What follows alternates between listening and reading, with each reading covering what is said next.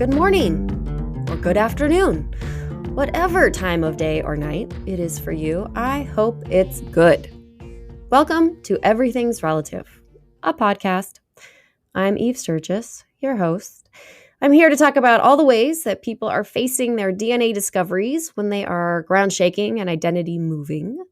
Namely, I'm interested in what happens when people learn that one or both of their parents are not their biological parent, and they didn't know it until adulthood. If that doesn't make sense to you, don't worry. It will soon. Just hang out here with me for a little bit. If you were hanging out with me today, like really just hanging out with me, you could have come along on the joyous adventure that I had today of exploring the American health insurance system. So I tried to get a refill for my medication. We had to change health insurance at the new year. This was my first time going in for a refill. The pharmacy wanted $1,200. So we applied my new health insurance, which now insists it doesn't offer any coverage for prescriptions, but instead offers a 50% discount code. Someone explained the difference to me. But anyway, that brought things down to $600. So I said, never mind, to the pharmacy. I went home, looked up things online about my health insurance, and what they really want me to do is to order my prescriptions from this mail order company. Fine. And with them, my medication was $36, which is all to say the system is so effed up. What is their profit margin? If I had gone to the original, anyway, okay. Life is hard. Capitalism sucks. This podcast is not about hard life or capitalism. I know. But it is about the world of DNA testing, which means it's about fertility and pregnancy and birth control and science. So actually, isn't it a podcast about capitalism and health insurance? Like, it actually is. That's my rant. That's my rant for the day. I'm done. Back to our regular scheduled programming. You and me and DNA. Krista is my guest today. She's in a unique position as far as my guests go, but I think not that unique of a position as far as people in our DNA discovery world go, because I think this happens a lot. Krista contacted me because she is the daughter of a woman who turned out to be an NPE.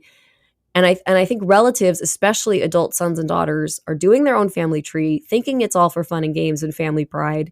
And they end up making discoveries on behalf of their parents that change the lives of a mom or dad or a loved one more than it changes their own life so directly. So this is what happened to Krista. I wanted to hear what it was like from her angle because I want to stay true to my commitment to talk to everyone that it affects. This is so much like a pebble, in a pond, and the ripples go out and out and out. Before I roll the tape, I do want to assure my listeners that I did ask Krista if she has permission to tell this story. And even that concept lends itself to the complicated nature of whose story belongs to who, right? She has everyone's permission and blessing, but we still went in and we cleaned up some identifying information just in case. I think it's all manageable, but if it starts to feel muddled, the best thing to do is to just roll with this one.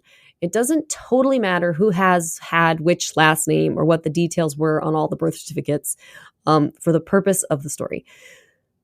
Anyway, thank you so much for listening. Here's Krista and me talking about DNA discoveries. You're listening to Everything's Relative with Eve Sturgis. You're coming in because your mother is an NPE. Yes. But you are the one who figured that out.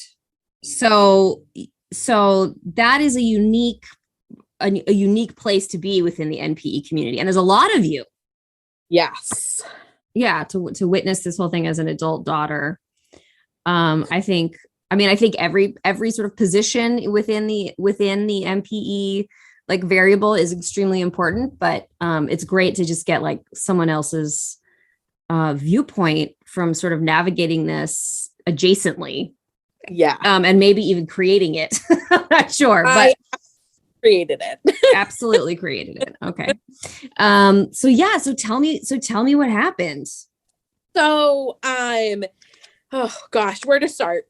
So in early 2018, I started getting into ancestry. I bought a subscription, was working on the trees and finding out all of this information. Yes. Question. Why? Yeah. And I don't mean this.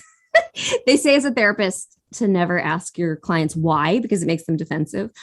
So I'm not asking you this as a therapist. I'm asking you this as a podcaster. Why did you become interested in ancestry? What triggered that for you? I just always, like, as a child, when photographs would come out, I was just always enthralled looking at the old pictures. And my oldest brother had done an ancestry test way, like, years ago, and an ad had popped up, and I was like, oh my gosh, I'm gonna look at this. And I remembered my brother had done it, and so that's what kind of got me started. And then I started seeing pictures of relatives and ancestors, and I've always been enthralled with pictures, so it just kind of kept me going. So you got the bug. Yeah. Like you just, the ad popped up and you thought, now is my time. Yes. Okay, great. Yep. Cool. And I don't watch much TV. So, I'll sit on the couch while my kids and my husband are watching TV at night, and that's what I'm doing. Mm-hmm, mm-hmm. Totally. It's your Candy Crush. Yes. Yep. Absolutely.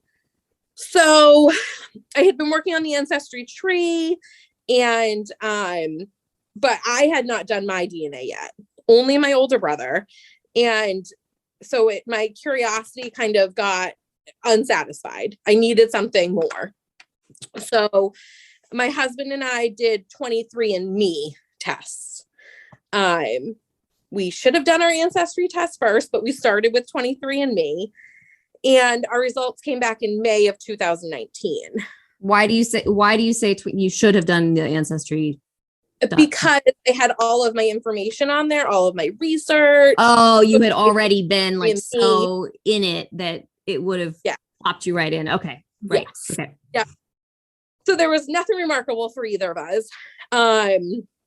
My mom was born in England, and I was England and French. So perfect, 50-50. My dad's French. We recognized our top matches on our DNA, nothing crazy. Except there was one on my husband's side. Mm-hmm. And she was a second cousin, and she was adopted and looking for her biological father.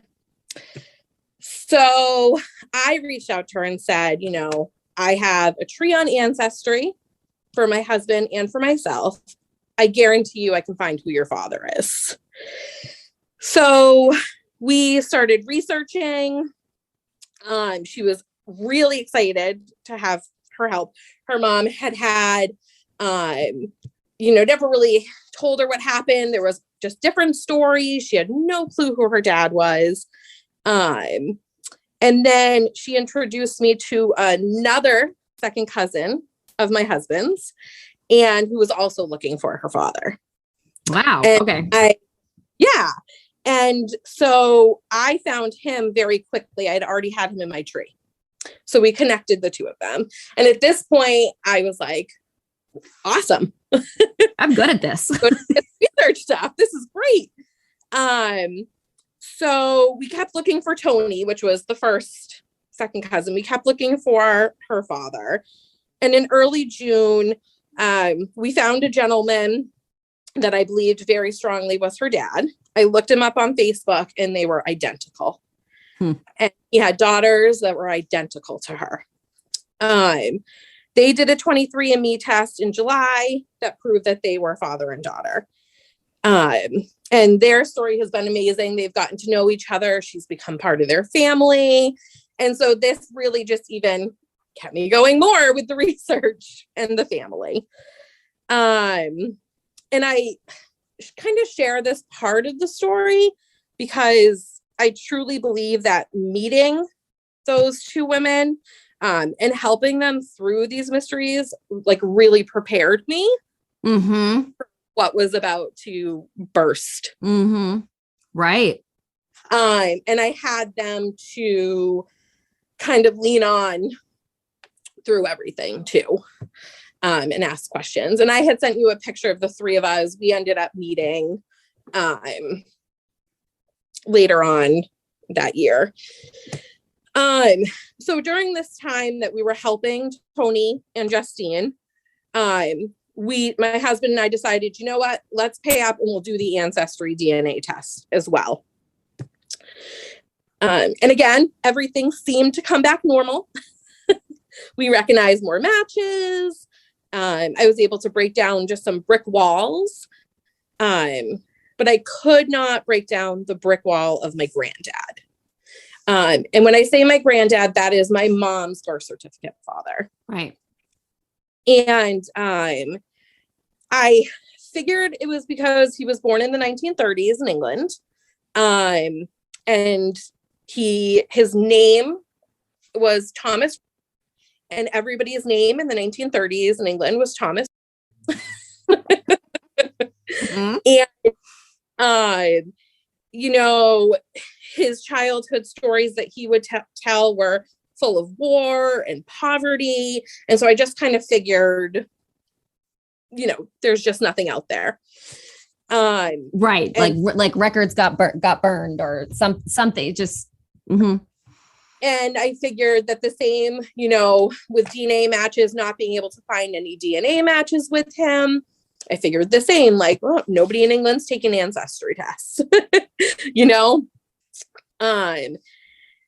So at that point, we had sent in our testing, and I would call my aunt and my Nana, so my mom's sister and her mom, and they still live in England. And I would call them and ask questions, and my Nana would get so angry.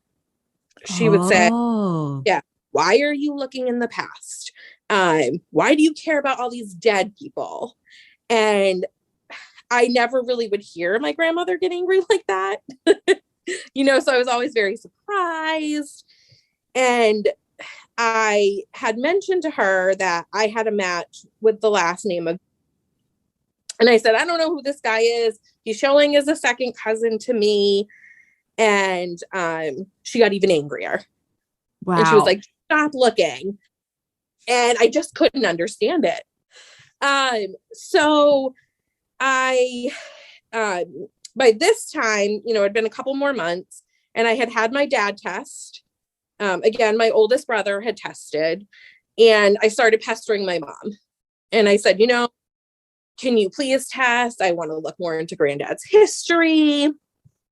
And she was super uninterested. No, I'm good. I don't want anything to do with it. And then I told her, well, I'm going to buy it for you anyways.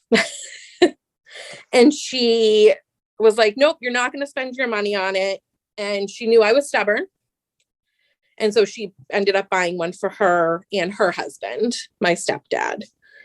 And they did it because they knew I was stubborn. Tenacious. I was going to make this happen. So in July of 2019, my mom's results came back. And again, her ethnicity was unremarkable. She was British. She had a little Wales in her, which we were kind of like, oh, that's funny. You know, and, but her matches were a complete whole other story.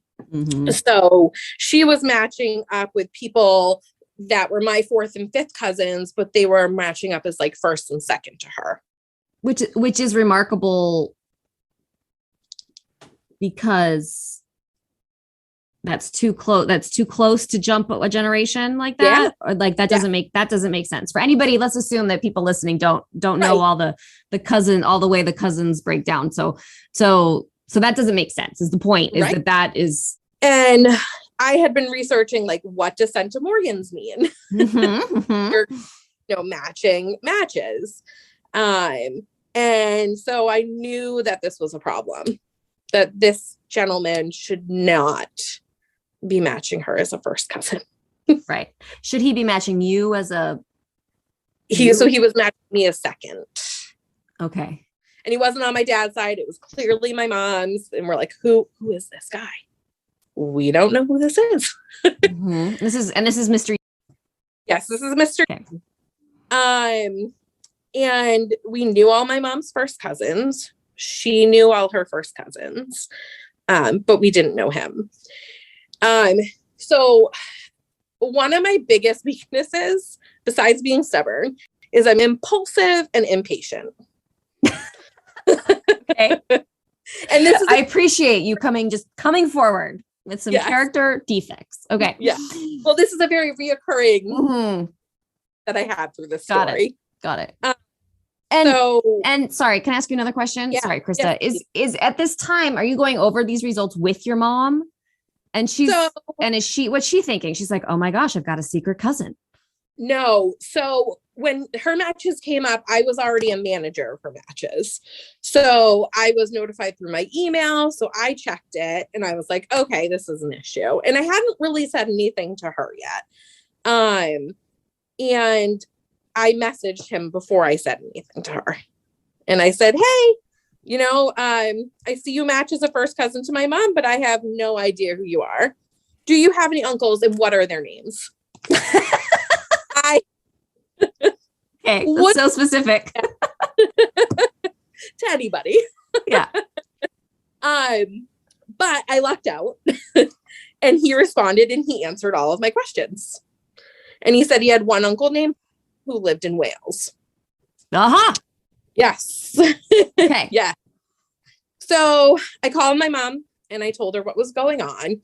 And, she kind of laughed about it. And she's like, I always knew I was adopted and ha ha ha.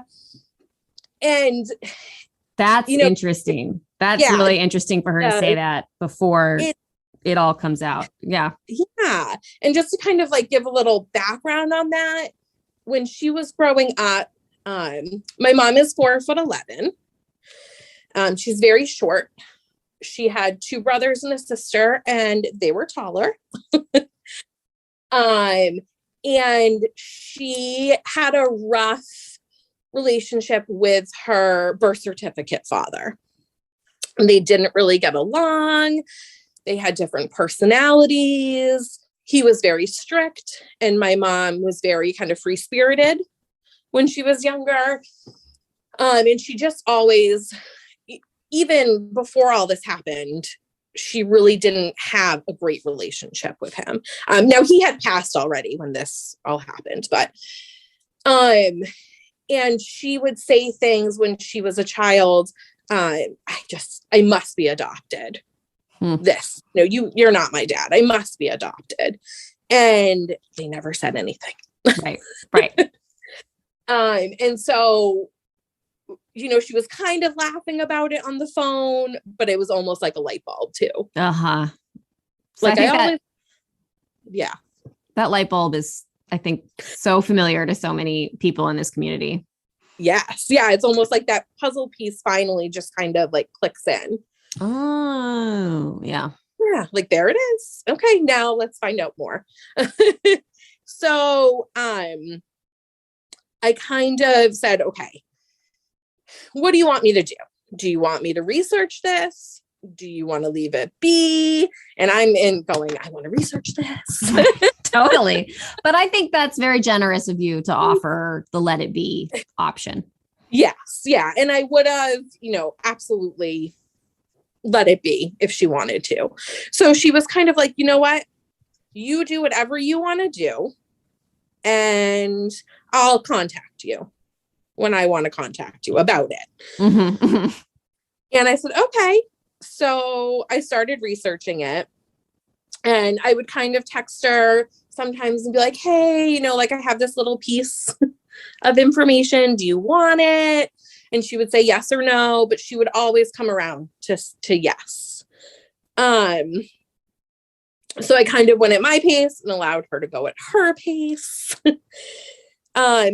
So the first thing that we found was their marriage certificate. And my mom actually found this piece because she went on Ancestry. She must have been feeling a little curious herself. Mm-hmm. It would be very hard not to be, I imagine. And she found their marriage certificate, and it said that they were married in 1955. My mom was born in 1953. Okay. So when you say she found their marriage certificate, who is they? Yeah. So I'm sorry. So her mom and her birth certificate father. Okay. So she found her. Okay. So she found her Yeah. her parents. Her parents. Yes. Gift certificate. I mean, I keep saying gift certificate. Marriage certificate. Okay. So she found their marriage certificate, and and she'd never seen it before.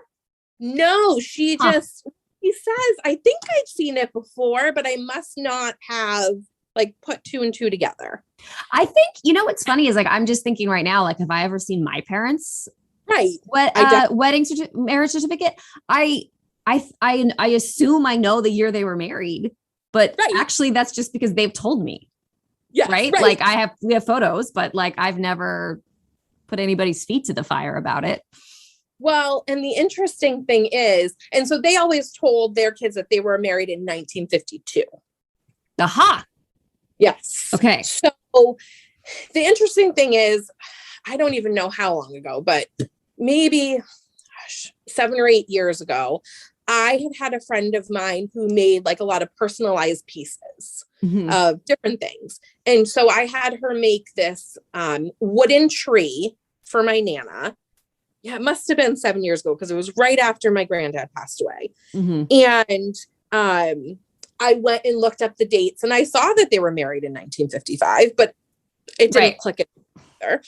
And so I put it on the tree and I put everybody's birth dates on it. And I was going to visit them in England. I brought it with me and I gave it to her and she would not put it up on the wall. And I was like, gosh, like it's not ugly. And I didn't understand why. And now it's like a puzzle piece. She didn't want that marriage date because it said 1955. And even say anything. I'm just trying to imagine. Yeah. Poor grandma just sitting there and being like, just in a conundrum at her age, at this place in her life, and just being like, oh no, like I can't put that up. She probably wasn't laughing like I'm laughing, but my heart goes out to her. Yeah, and I had no idea. Of course. And like, she's probably like, my annoying American grandkid, like, won't stop asking me to like put this thing up. Like, what do I do? Luckily, she's going home in a week, so she won't know. So all those pieces going back. So my mom had found that and sent it to me and she goes, yep, looks like I'm adopted. Ha ha ha. And then just kind of didn't say anything else. So I was like, okay, well, I'm going to find your birth certificate now and see what's going on. So what we ended up finding was 2 birth certificates for my mom. Her first birth certificate, she was labeled as Joan Pamela. That's not her name. Her name is Pamela Joan. Joan is her mother's name. So when she was born, her mom named her Joan Pamela. And it said on the birth certificate that she had no father. It was just there. Same birth date, same hospital, same everything.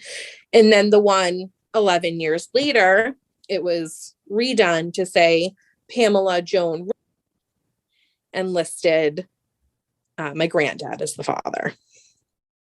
So we are at this point going, okay, so this is just proof. You can't deny this proof. Oh boy. Yeah. Can't deny this. So, a few days later, connected with my mom, we talked about it. And I said, so your dad is probably Robert's uncle, Brian. So I said, Brian must be your father. Now, Brian is probably a more common name. I was going to say, oh boy. Than Thomas.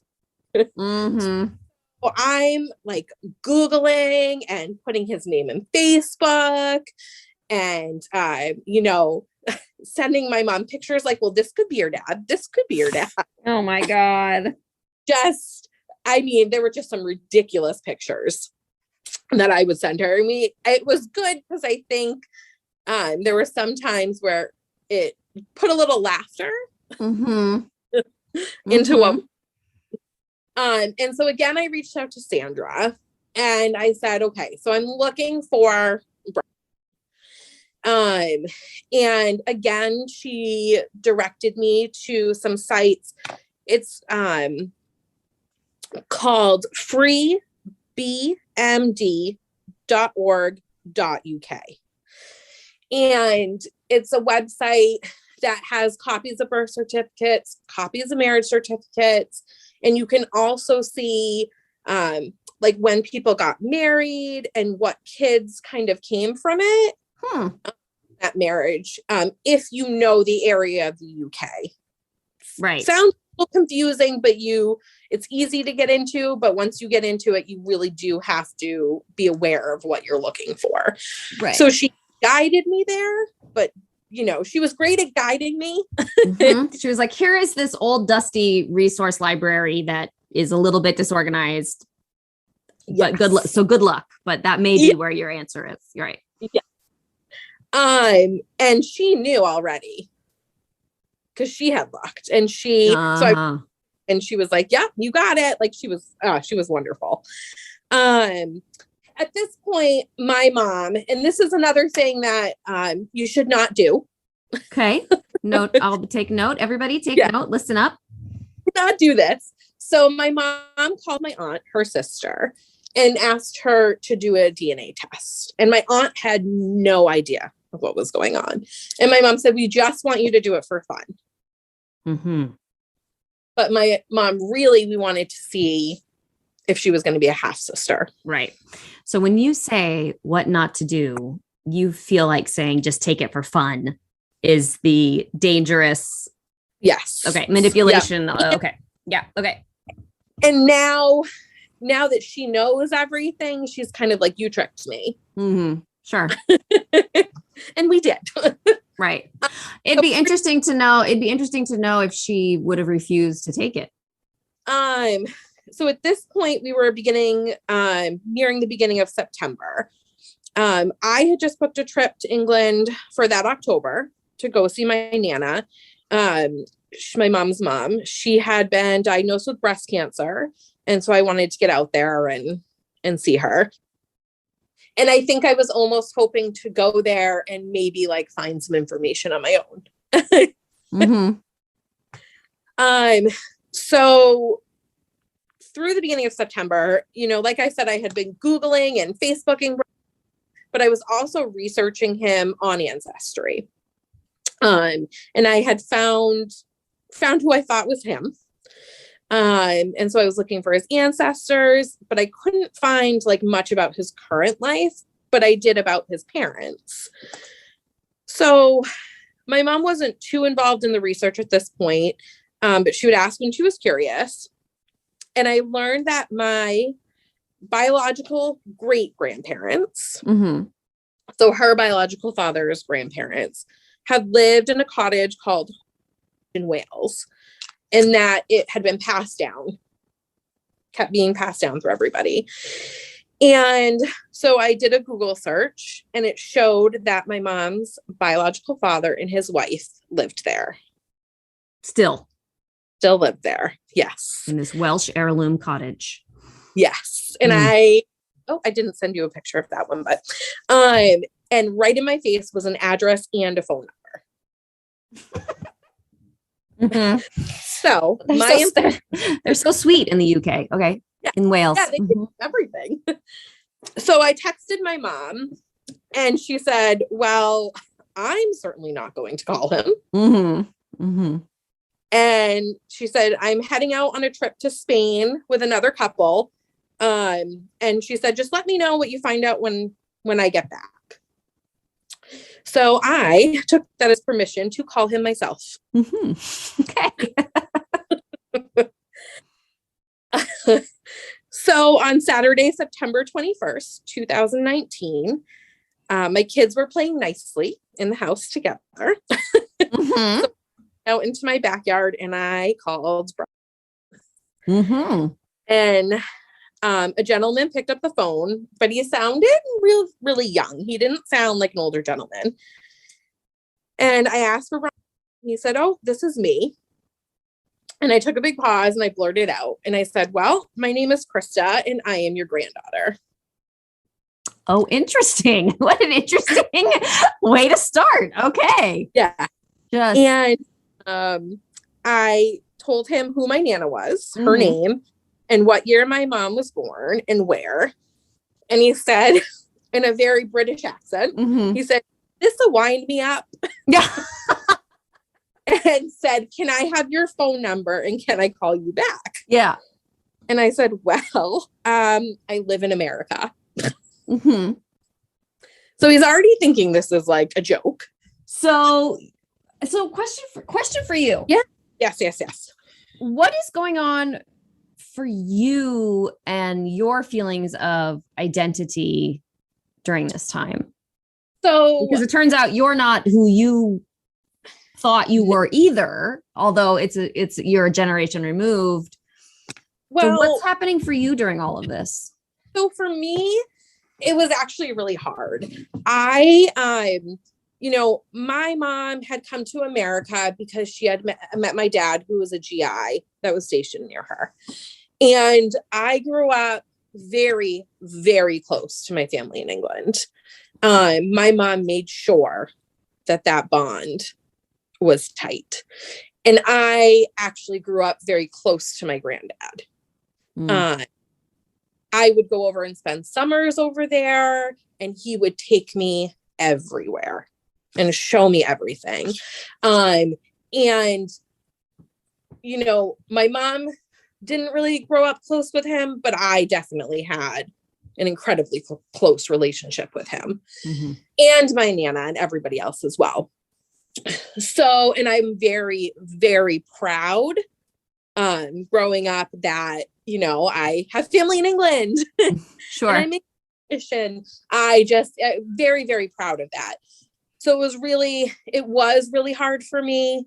As exciting and impulsive as I can be, and as much as I kind of took the bull by the horns to research it, it was still very like, oh, okay, this, and I have 3 cousins who also grew up very close to him, who are his granddaughters. And I'm like, well, okay, I'm not.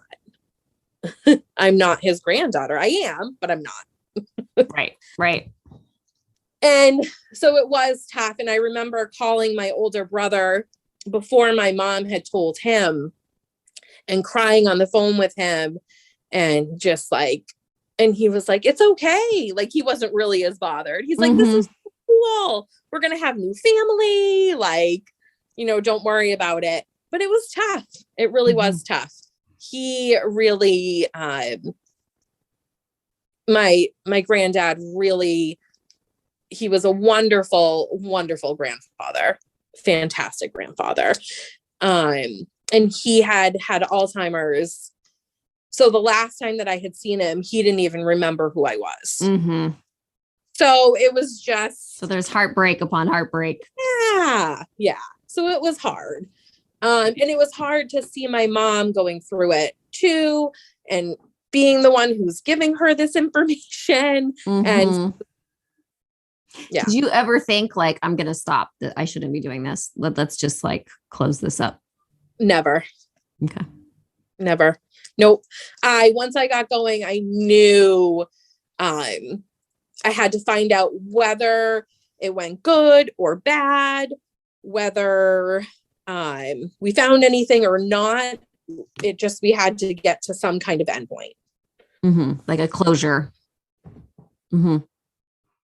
Okay. So you call this man in Wales and he says like, is this a joke? And you say no.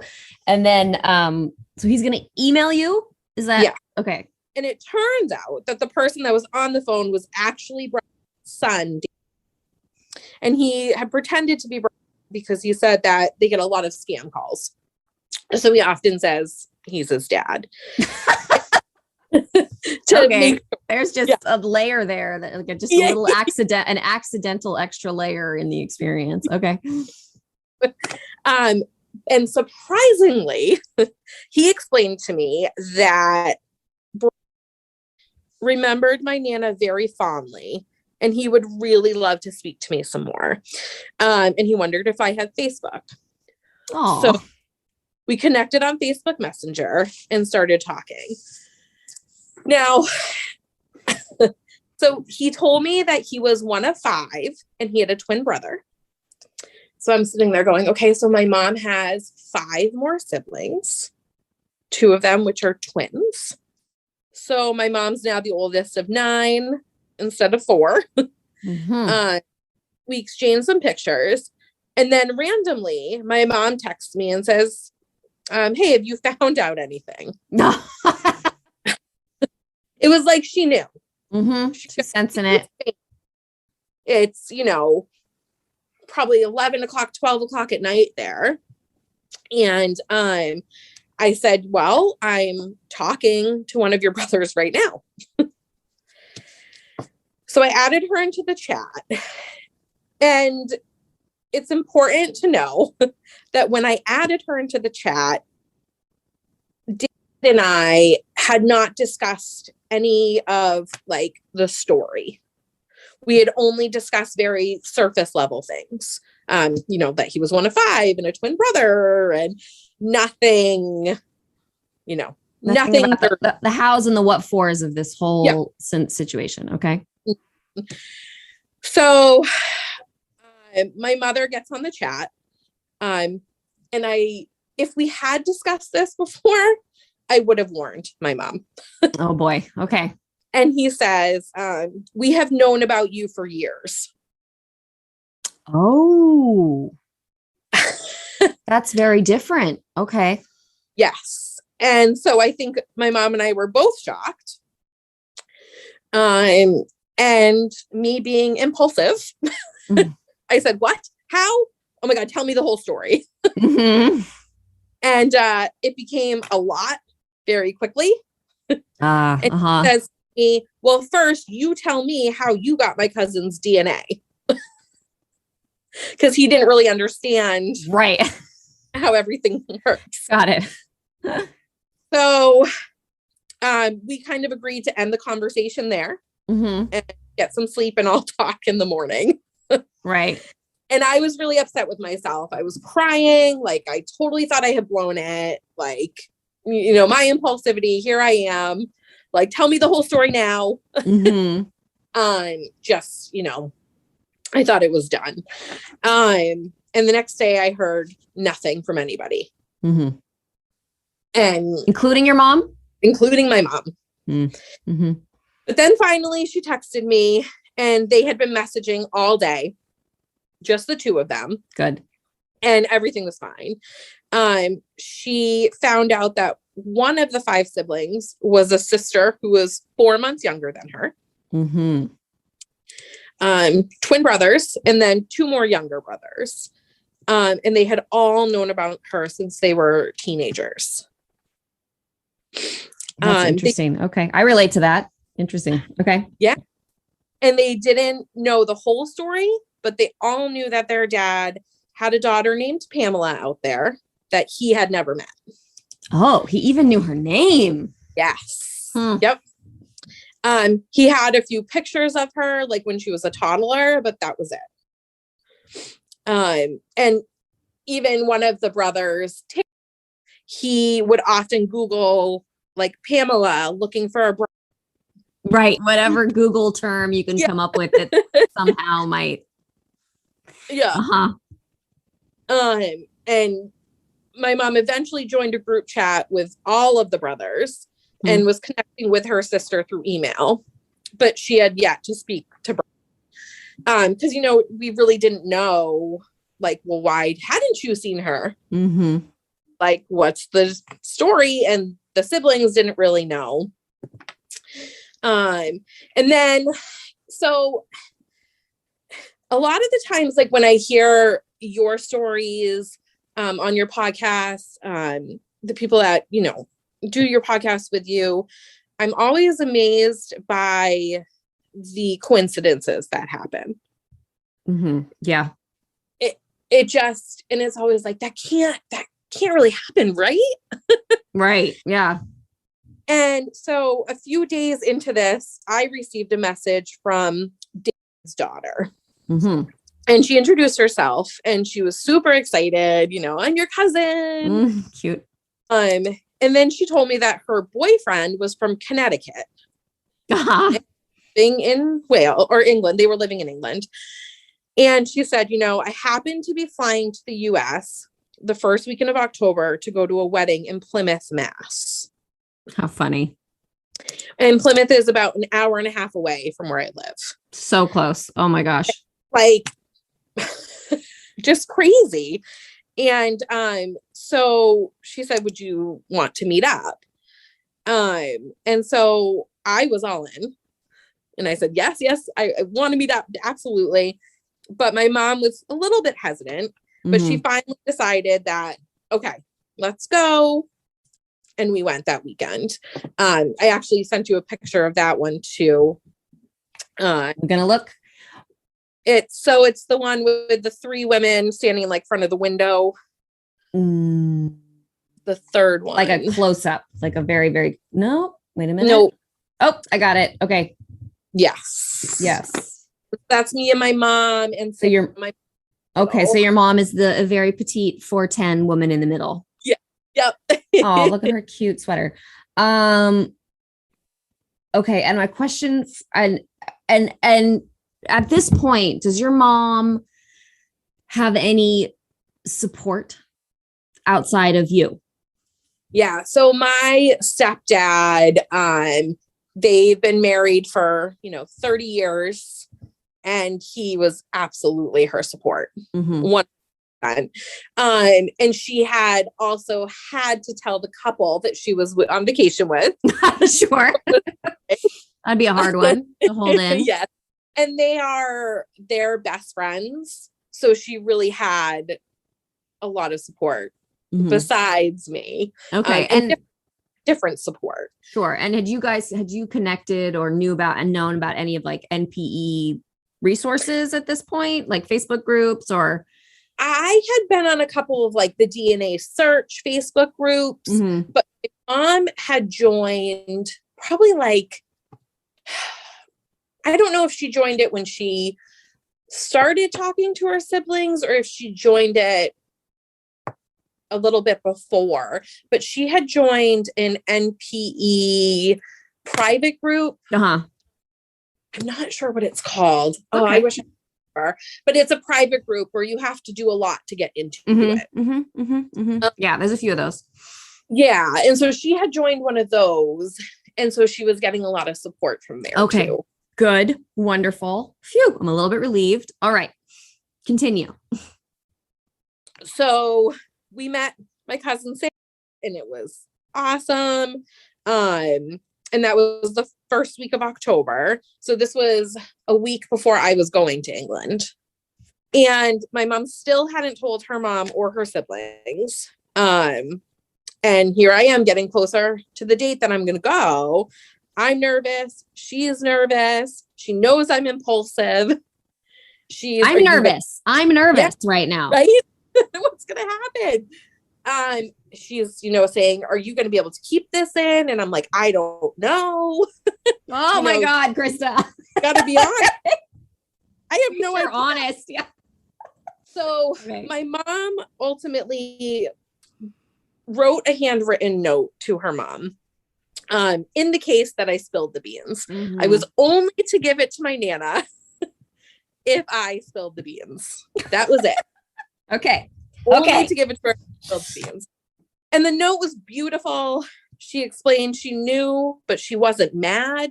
And that whenever my Nana was ready, my mom was there to talk. It was just, a beautiful letter. And my mom wasn't mad. She was upset and disappointed, but she was never mad. Or if there were times where she was mad, she quickly kind of recouped. My Nana was 17. Right. In the 1950s. So anyway, so there I was at the airport and I was waiting for my flight. I've got the note in my bag. And my phone rings and it's my mom. And she says, now I'm getting ready to get on an overnight flight to England. And she says, Krista, I wanted to let you know that I told your aunt everything. She will be there to pick you up at the airport when you arrive in the morning. And she's very upset and she does not believe a word of it. Oh gosh. I didn't. Okay. I guess So I hadn't predicted. I mean, I hadn't predicted anything, but like that. nope. Oh. Yeah. So I didn't sleep at all. Mm-hmm. I had no idea what I was going to be walking off that plane to. And I walked off the plane to a very upset aunt. Mm-hmm. Upset, angry, upset, crying, upset, angry, upset, crying, disbelief. She just, and then like she's like, I don't believe it. But then she would be like, what did this man do to my mom? And then back to like, no, this can't be true. But she was in complete denial. And I had brought with me not only the note, but I had brought with me copies of the marriage certificates, birth certificates, everything, just in case. So she saw all that stuff and she was still in denial. And she, went into this whole big story about how my Nana met my granddad, my mom's birth certificate father, before he went to Egypt with the army. And she said, and we have pictures of him in Egypt at home. And I kind of thought about all of my research, and this is a good little tip to share. And I remember seeing a lot of older pictures always had the dates written on the back. Always. Yeah, it's so frequent. Yeah. Yep. So I said, well, let's go back to the house and let's look at the pictures from Egypt and let's look at the back and see what the date says. And sure enough, my granddad was in Egypt in 1953 when my mom conceived and born. Right. Not 1951. My granddad did not know my Nana when he was in Egypt. And this was a big part of their story, that they had met before he went to Egypt. Right. Before Egypt. Yes, but they didn't meet until after. So you figured out that they didn't meet till after. Yes. So, and then when she was looking at the pictures and the dates, her face just completely changed. Aww. And like that was the proof. That she did. She did not want to tell my Nana. She wanted to just leave it as it is. Now, while all of this is going on, my uncle, my new uncle, he's messaging me and saying, when can we meet? And he was about an hour and a half away. And I was only there for the long weekend. And I so badly wanted to go and meet him, but I couldn't, because my aunt was so worked up and upset for me to ask her, can you take me down there? No. Can't. Could not do it. And I think, I do think that I hurt my uncle's feelings a little bit, but I really didn't want to continue to hurt my aunt. Yeah. As much as I wanted to see him. Sure. And my other uncles were further away. So it wasn't, they knew I was only there for a little bit of time. So it wasn't as much them. And I think my uncle and I had created a closer bond at the beginning. So, my aunt knows, and then she was adamant that my Nana never, ever, ever find out that we know this, ever. Nobody else know. This is just for us to know. She was worried about my Nana's reputation. I mean, okay. She didn't even want to tell my mom's brother that she grew up with. But I convinced her that it was only fair to tell him. Like, at least let's tell him. So he came over and I told him. And your mom a part of that decision? Yes. Okay. Yeah, she was. And he was very much like kind of my older brother was like, okay, like we'll get through it. you know, no big deal. So I left that weekend without telling my Nana, but I did leave my mom's note with my aunt. And my mom and I both told her that if you decide to tell her, you have this note. So there's this like crazy note floating around. So through October, we spent time getting to know everybody through the group chat. She ended up talking to her dad. And he, you know, she called and he picked up and he said to her, this is my Pamela. Wow. And it was, I mean, he had been in ill health, and my mom's new siblings had said that it just perked him right up. And he really, really needed it. And his wife was equally as kind and welcoming. She had known about my mom, obviously, too. And so she was, you know, very excited to meet my mom, to talk to my mom. I tried to talk to him on the phone once, but it was really hard for me to talk to him. My granddad had been gone for so long. It was just very difficult to get on the phone and like be like, I'm talking to my grandfather. Right. Like conceptually, yes, it felt overwhelming. It was very weird and hard. So I decided to write him letters instead. And from what I hear, he loved that just as much. So in mid-November, my mom got on the group chat and she said, I have decided to come to Wales in 2 weeks to meet everyone. So now you kind of see where my impulsivity comes from. A little bit. But somehow all 5 of them were able to drop everything and they met my mother in Wales. I sent you some pictures. Yeah, I feel like I have those pictures. Yep, I have those pictures. And so my mom and my stepdad flew into London, where one of the brothers picked them up and drove them. My mom spent time with her father. She found out just where her height or lack of it came from. There's a picture of her and her brothers. They're about the same height. And she told me that she just fit in perfectly. They have the same sense of humor. You know, so just a lot of those puzzle pieces that were missing again, just all clicked together. And she really, really enjoyed her time. So the story goes that my mom's bio father met my Nana at a party. He was in the army and he was stationed nearby. And she was 17 and he was 19. They dated a little bit and she became pregnant. But he was due to go to Korea.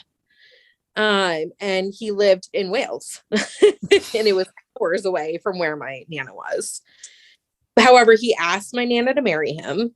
And she said no. She told us, you know, after we talked with her about it later on, that she didn't love him. He wasn't the one for me. This wasn't the practical choice. Yep. Okay. So he moved on to his next station, but he wanted to stay in touch. However, they didn't stay in touch. Which you'll find out more about.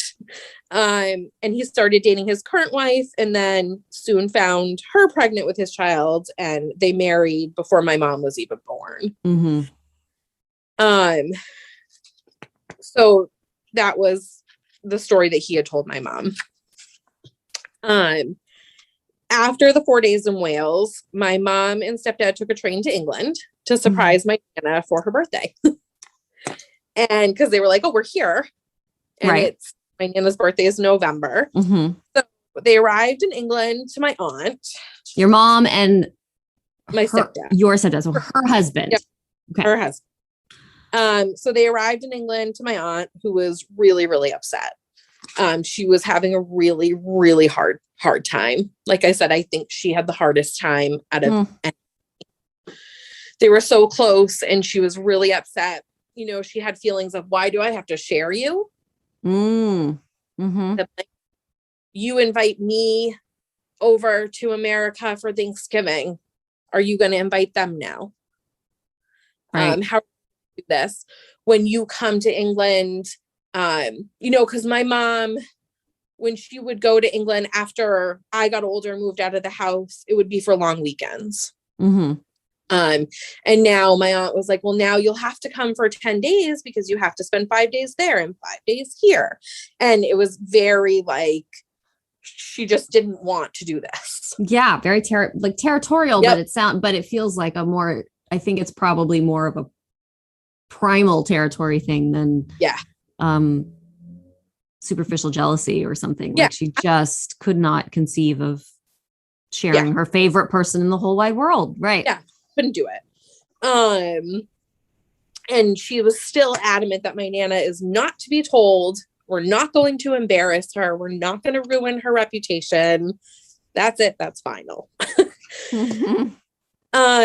So now at this point, though, everybody knew. Right. So even my cousins knew. So my mom's brother, his girls all knew about it. And even my Nana's sister, her granddaughter knew. Oh boy. Okay. So because we had asked her, because my Nana and her sister were very close. And we had asked my Nana's sister's daughter, did you know about this? And she said, nope, my mother never breathed a word. No. So for us, it was kind of like, okay, well, everybody is talking about it behind her back. Everyone's talking about her. Shouldn't we give her the option and the choice to share her story? Ugh, tough call. Okay. So a couple days into their visit, my mom, my aunt, my Nana, and my stepdad went to the shopping center. And, you know, my Nana was struggling to walk. So her and my stepdad had coffee while my aunt and my mom went shopping. And my stepfather strongly disagreed about not telling my Nana and had told my aunt that he strongly thought she should know before they left so it could be done in person. Remembering, you know, that my Nana had just been diagnosed with breast cancer and she was in ill health. So this could be the last time that they saw her. So they were sitting at coffee and he decided to drop the bomb. Wow. You guys are a tangled family of impulsivity. You guys are impulsive people doing things for other people. Wow. Okay. And so he said, Joan, do you know where we just came from? And she said, well, no. He said, well, we went to Wales. And she said, oh, how lovely. And she's drinking her coffee. And he said, do you know who we saw in Wales? No idea. And he said, Pam's father. And he said that her face just kind of dropped and she instantly started denying. What are you talking about? Who is this? And it wasn't until my stepdad said, well, Brian has pictures of Pam as a young child that your mother sent her. And she got furious and said, my mother should never have gotten involved. Right. Totally. Those pictures. And then she just realized, well, I admitted it. Yeah. The cat is out of the bag. All right, man. Yeah. Her mother meddled. Your stepdad meddled. You meddled. Oh my gosh. Oh my gosh. You guys have got fingers in all the pies. Yes, we do. Um, so when they got home, my Nana was able to tell her story. And everything that Brian had said was exactly what had happened. She was 17, living at home, found herself pregnant. Brian had asked her to marry him. She declined. She wasn't in love with him. She didn't want to be an army wife, and she didn't want to live in Wales. So she had made the decision to go live in an unwed mother's home, and she was going to give my mom up for adoption. Except she decided she couldn't give my mom up for adoption, and she ended up running away from the mother's home and went back to her home. And she gave birth to my mom and kept her. They lived with her parents until she met my granddad when my mom was almost 2. And they married shortly after. And so my Nana and granddad married. They made a pact that they would never tell my mom. My granddad would raise her as his own, and that was that. Mm-hmm. And every single person in that generation kept that secret. It's amazing. So my mom's brother, the original sibling I spoke with, he ended up being diagnosed with a neurological disease that is causing his muscles to stop working really quickly. Oof. And so, my mom met everybody right before all this happened, right before her biological father passed away, right before he was diagnosed with this, right before COVID. Like, the timing is just not lost on any of us. My Nana just recently passed away this past June. So she was able to tell her story. And I can't really speak for like all of my mom's emotions about all of this, obviously. But I do know that I think that we really lucked out in our story. We've all become very close to all of her siblings.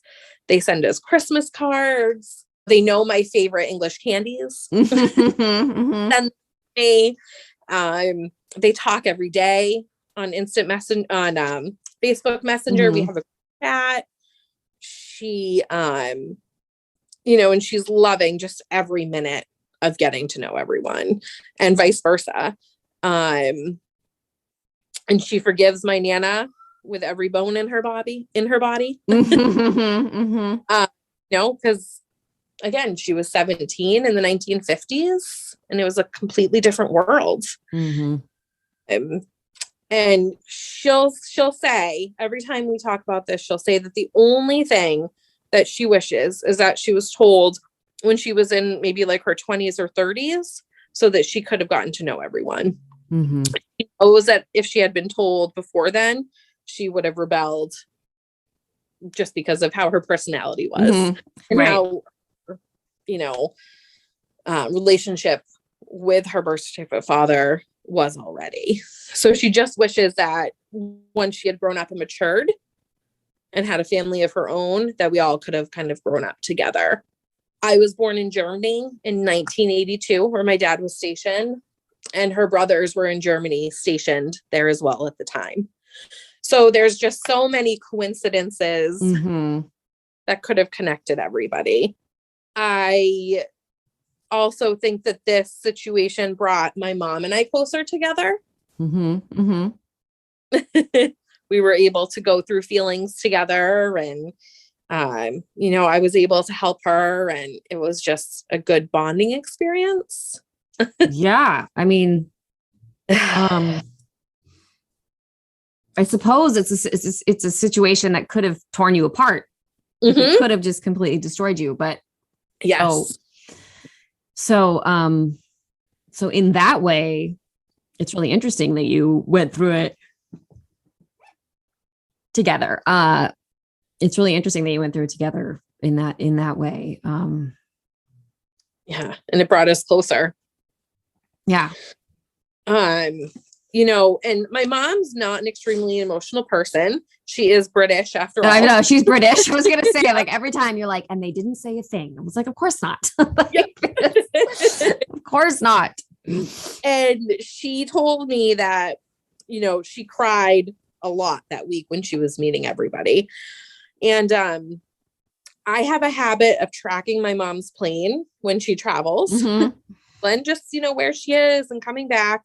And when she was coming back from meeting everybody, I was tracking her plane, and at the bottom of the screen, there's they'll say like the route, a name for the route, like, something like Tuskegee or something weird. And her flight going home was Taffy. The name of the route was Taffy. So her bio father's mother, so her bio grandmother, was called Nana Taffy by all of the kids. Wow. And I Facebook messaged her when she was flying back, and she said that she just started bawling. It was just like the one kismet too much or enough to. Yeah. And the whole, And so wow.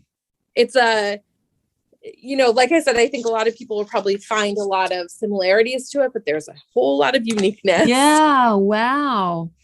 What, looking back over it, what do you feel like there's things that you would have done differently? Do you have any regrets? I don't have any regrets because everything turned out so well. I think that if things hadn't turned out so well, I would definitely regret poking a bee's nest. Because a lot of the things that I did are definitely not advisable. And when you go to the MP Facebook groups and stuff, you'll see a lot of that. Start asking questions. Right. Be very, very careful. Right. Okay. And then the other question was, do you have everybody's permission? Because there was a lot of names getting dropped. There was a lot of names. I do have everybody's permission, but as I was saying it, I was definitely like, oh boy. I just said a lot of names, but I do. Okay. I had posted on the group chat with everybody too. Thank you. And thanks for sharing the perspective of a daughter going through it. Which I think there's more of you than we think. We realize. I think there's a lot of you. Yes. And maybe, I'm sure not everybody's relationships weather it as well as you and your mom's, but it definitely could have taken a turn for the worse. So. I'm glad it didn't. Yes. Well, thank you so much. Thank you. Okay. Have a great weekend. Krista, please thank your family for allowing you to come on my show and be the family representative for this story. Please let them all know I would love to have any or all of them on my show to talk about their experiences within all of this. I love when I'm able to do that. I'm fascinated by the way that we can change the lens on one story by talking about different people's personal experience of it. That's another week of Everything's Relative with Eve Sturgis, folks. Thank you so much for coming along with me on this journey. If you are new to your DNA discovery of your own and you're struggling to understand, might I suggest the process journal, Who Even Am I Anyway, that is now available? I created this journal with thoughtful prompts and plenty of space for writing because I wished that I had it for myself when I was fresh to the NPE world, stumbling around in a place of existential crisis. That book is now available. Find it on paperback, hardcover, or Kindle on Amazon, or go to my website, www.everythingsrelativepodcast.com. Find a link that'll get you there. I know that I wrote it, so it's a very silly thing to say, but I highly recommend this book, no matter where you are in your NPE journey. Otherwise, make sure you're following me on Instagram at Everything's Relative Podcast so you can be up to speed on all the fun stuff we're doing over here. There's going to be some giveaways of the journal and some Patreon events. Speaking of Patreon, this podcast is listener supported. I can't do it if you can't support it with even if it's just a tiny bit. So head on over to Patreon on my website to learn more. That's enough for now. I'll be back soon. Thank you so much for listening to Everything's Relative Podcast with Eve Sturgis. Please don't forget to put your cups in the dishwasher. Bye-bye. Everything's Relative with Eve Sturgis is produced by Eve Sturgis and Kaylin Egan and edited by Joy Rumel. Logo designed by Ivy McNally, and music is used with permission from Goodbye the Band. Eve is a licensed psychotherapist, but her podcast episodes are not therapy sessions.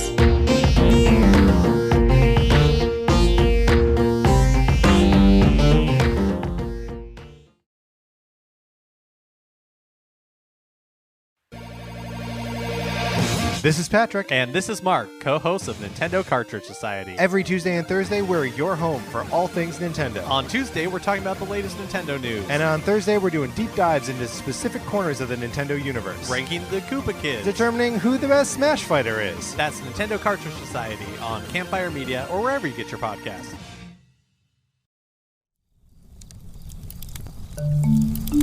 Campfire.